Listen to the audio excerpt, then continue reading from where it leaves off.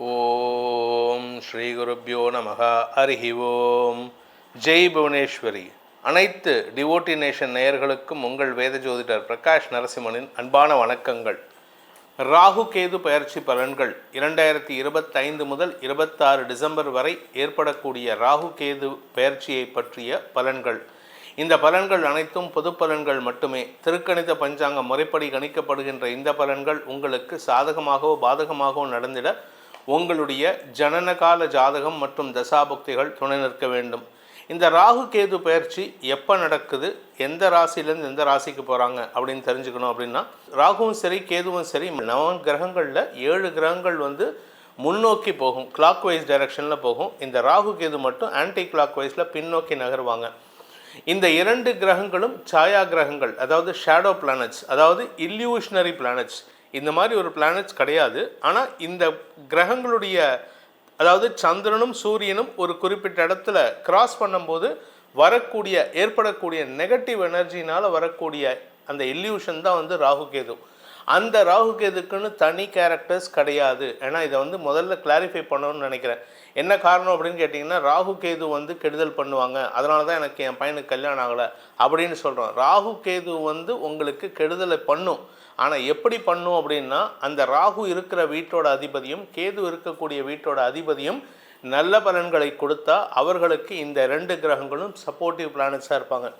அதே சமயம் அந்த 2 கிரகங்கள் இருக்கக்கூடிய, அதாவது ராகு கேது இருக்கக்கூடிய இடத்தினுடைய அதிபதி நெகட்டிவ் பலன்களை கொடுத்தா நெகட்டிவ் பலன்களுடைய வீரியத்தை ஜாஸ்தி பண்ணி கொடுக்குமே தவிர மற்றபடி இவர்களுக்குன்னு தனி கேரக்டர்ஸ், தனி பலன்கள் கிடையாது. இப்போ நம்ம சொல்ல போகிறது கூட இந்த ராகு கேது பயிற்சி எப்படி இருக்கும்னா, குருவும் சனியும் எப்படி கொடுக்க போகிறாங்க அப்படிங்கிறத மட்டும் இல்லாமல், ஏன்னா குருவோட வீட்டிலேருந்து சனியோட வீட்டுக்கு போகிறாரு ராகு, புதனோட வீட்டிலேருந்து சூரியனுடைய வீட்டுக்கு போகிறாரு கேது. ஸோ இந்த 2 கிரகங்கள், சூரியன் மற்றும் சனி ஆகிய 2 கிரகங்களுடைய பவரை இந்த ராகு கேதுக்கள் அதிகப்படுத்தி கொடுப்பாங்களே தவிர தனியான பலன்கள் கிடையாது. இப்போ நம்ம சொல்ல போகிறதே அதை பேஸ் பண்ணி தான், சூரியனையும் சனியையும் பேஸ் பண்ணி தான் பலன்கள் இருக்குது. இதில் இன்னொரு முக்கியமான விஷயம் பார்த்திங்கன்னா, இந்த ராகு கேது பயிற்சி எப்போ நடக்கிறது அப்படின்னு கேட்டேன்னா, 2025 மே 19 அன்னிலேருந்து 2026 டிசம்பர் 6 வரை ராகு கும்பராசிலும் கேது சிம்ம ராசியிலும் சஞ்சரிக்க போகிறாங்க. அதாவது இப்போ மீன ராசியில் இருக்கக்கூடிய ராகு பகவான் 2025 வருஷம் மே 19 அன்னைக்கு மீன ராசியிலிருந்து கும்பராசிக்கு பின்னோக்கி நகர்றாரு. அதே மாதிரி கேது பகவான் கன்னி ராசியிலிருந்து சிம்ம ராசிக்கு பயிற்சியாகி இந்த இடத்துல 18 மாதங்கள் பக்கத்தில் இருக்க போகிறாங்க. 2026 டிசம்பர் 6 விடியற்காலை 5:50 வரை ராகுவும் கேதுவும் கும்பம் மற்றும் சிம்ம ராசியில் சஞ்சரிக்க போகிறாங்க. இந்த இடத்துல இருந்து கொண்டு அவர்களுடைய அதிகப்படியான பலன்கள், அதாவது சனி கொடுக்கக்கூடிய நற்பலன்களையும் அதிகப்படுத்துவார் ராகு, கேது சூரியன் கொடுக்கக்கூடிய நற்பலன்களையும் அதிகப்படுத்துவார். ஸோ இந்த 2 கிரகங்களுடைய தனிப்பட்ட பலன்களை காட்டிலும் இந்த 2 கிரகங்கள் இருக்கக்கூடிய ராசி அதிபதி மற்றும் அந்த நட்சத்திரங்கள், இப்போ ராகு இருக்கிறது சதயம், பூரட்டாதி, அவிட்டம், இந்த 3 நட்சத்திரங்களில் ட்ராவல் பண்ணுவார். ஸோ இந்த பூரட்டாதி, சதயம், அப்புறம் அவிட்டம் இதில் ட்ராவல் பண்ணும்போது பூரட்டாதி நட்சத்திரத்துக்கு அதிபதியான குருவுடைய தாக்கத்தை அதிகப்படுத்துவார். அதுக்கப்புறமா சதயம் நட்சத்திரத்துக்கு வரும்போது தன்னுடைய சொந்த நட்சத்திர சாரத்திலே ராகு ட்ராவல் பண்ணுவார். அந்த இடத்துல சனியுடைய பாதிப்பு, சனியுடைய நற்பலன்களை அதிகப்படுத்தி கொடுப்பார். அதே மாதிரி அவிட்டம் நட்சத்திரம் செவ்வாயுடைய நட்சத்திர சாரம். அதே இங்கே சிம்ம ராசியில் பார்த்தீங்கன்னா கேது இருக்க போகிறது உத்தரம், பூரம் மற்றும் மகம், இந்த 3 நட்சத்திர சாரங்களில் ட்ராவல் பண்ண போகிறாரு.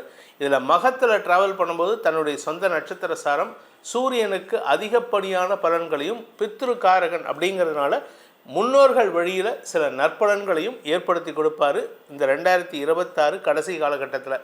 ஸோ உங்களுக்கு நற்பலன்கள் அமையுமா, கெட்ட பலன்கள் அமையுமா அப்படிங்கிறத இந்த சனி, சூரியன், குரு ஆகிய கிரகங்களுடைய தாக்கத்தை அதிகப்படுத்தும் விதமாக தான் இந்த 2 கிரகங்களும் செயல்படுமே தவிர, ஆனாலும் இவங்க இருக்கக்கூடிய சில இடங்களில் நல்ல பலன்களை வாரி வழங்குவாங்க. அது என்ன சில இடங்கள் அப்படின்னு கேட்பாரு.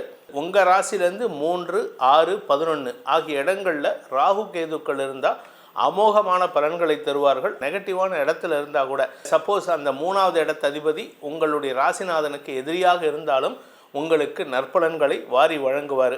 அதே சமயம் அவர் இருக்கக்கூடாத இடங்கள், இந்த இடத்துல இருந்தால் கஷ்டம்தான் கொடுப்பாரு அப்படின்னு சொன்னால் 1, 2, 4, 5, 7, 8, 9, 10 மற்றும் 12 இந்த இடங்களில் இருந்தால், அதாவது இந்த 3, 6, 11 தவிர மற்ற எல்லா இடத்துல எந்த ராசியில் இருந்தாலும் கெடுதலை தரக்கூடிய கிரகங்களாக இருந்தாலும் ராகு கேதுக்கள் அந்த குறிப்பிட்ட இடத்து அதிபதி நல்ல பலனை கொடுத்தா அதை என்ஹான்ஸ் பண்ணி கொடுப்பாரே தவிர நெகட்டிவ் பலன்களை குறைச்சி தான் கொடுப்பார். ஸோ உங்கள் ராசிக்கு இந்த பலன்கள் எப்படி இருக்குது அப்படிங்கிறத இப்போ பார்க்க போகிறோம். வாருங்கள், உங்களுடைய தனிப்பட்ட ராசிக்கு உண்டான பலாபலன்களை ஆராய்ந்தாலும் உங்களுடைய தனிப்பட்ட ஜாதகத்துக்கு இந்த ராகுகேது பயிற்சியினுடைய பலன்கள் எப்படி என்ஹான்ஸ் பண்ணுமா இல்லை டெப்ரிஷியேட் பண்ணுமா அப்படிங்கிறத உங்களுடைய ஜாதகத்தை பார்த்து தான் தெரிஞ்சுக்க முடியும். அதனால் ஒரு நல்ல ஜோதிடரை உங்கள் ஜாதகத்தை கொண்டு அலசி ஆராய்ந்து பலன்களை தெரிந்து கொள்ளுமாறும் கேட்டுக்கொள்கிறேன். இனி உங்கள் ராசிக்கு உண்டான பலாபலன்களை ஆராய்வோம். கன்னி ராசி. அன்பிற்குரிய கன்னிராசி நண்பர்களை பொறுத்த வரைக்கும் நல்ல நண்பர்கள் அமைவார்கள். தவறான தொடர்புகள், நட்புகள் உங்கள் வாழ்க்கையை விட்டு விலகுவதற்குண்டான யோகம் ஏற்படும். இந்த எதிரி சிரிச்சுட்டே கூட இருப்பான், எவன்லாம் உனக்கு கெடுக்கிறானோ அவன்லாம் உன் வாழ்க்கையை விட்டு இப்போ வெளியில் போகிறான்னு அர்த்தம். அதுக்கு காரணம் யாருன்னா ராகு 6ஆம் இடத்துக்கு வராரு, சனி 7ஆம் இடத்துக்கு வராரு. உங்களுடைய நண்பர்கள் உங்களை கெடுக்கணும்னு நினைக்கிறவங்க அவங்க கெட்டு போவாங்க. இதில் கேது 12ஆம் இடத்துக்கு போகிறதுனால அயல்நாட்டு தொடர்பு மூலமான ஆதாயங்கள் அதிகரிக்கும். அதே சமயம் வெளிநாடு, வெளி மாநிலம், வெளியூர் அடிக்கடி ட்ராவல் பண்ணுற மாதிரி இருக்கும். நீங்கள் படிக்கிற குழந்தைங்களாக இருந்தீங்கன்னா படிப்புக்காக, மேல் படிப்புக்காக வெளிநாட்டுக்கோ வெளியூருக்கோ போகலாம். இல்லை யாராவது ஃப்ரெண்டோட அப்பா அம்மா என்ன சொல்லுவாங்க, நீ வா உன்னை கூட்டிகிட்டு போகிறேன், எங்கள் பொண்ணாட்டை கூட்டிகிட்டு போகிறேன்ட்டு ஒரு ஆன்மீக ஸ்தலங்களுக்கெல்லாம் கூட்டிகிட்டு போவாங்க. இதில் 10ஆவதுக்கு உங்களுடைய நெருங்கிய வட்டத்தில் ஒரு நபரை பெரியும் சூழ்நிலை ஏற்படும். நீங்கள் யாரை ரொம்ப க்ளோஸுன்னு நினைக்கிறீங்களோ அவர்களுடைய உண்மை முகத்தை அறிந்து கொண்டு அவர்கள் உங்கள் வாழ்க்கையை விட்டு விலக்கி வைக்கிறதுக்கு, அவங்கள தனியாக ஐசோலேட் பண்ணுறதுக்கு நீங்கள் முயற்சி பண்ணுவீங்க. அது அவர்களுக்கு பிடிக்காது. அதனால் உங்களை பற்றின தப்பான அபிப்பிராயத்தை பரப்புறதுக்கு முயற்சி பண்ணுவாங்க.